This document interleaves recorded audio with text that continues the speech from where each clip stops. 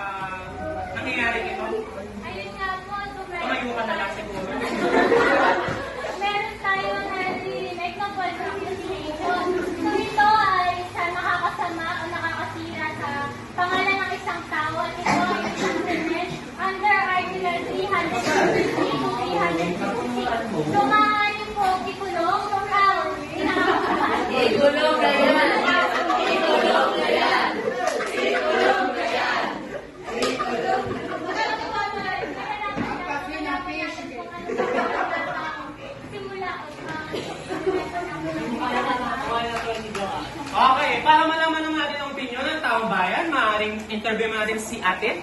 Ate, ano pong masasabi mo sa nangyari? Okay, wala siyang comment.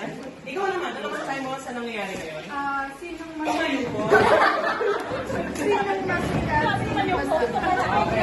Okay.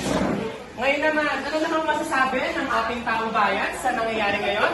Anong masasabi mo kay Berna na siya ay nilareklamong nagpapakalat daw ng chismis? Kulong na yan. Maganda. Pwede siyang sugutin kung gusto ka.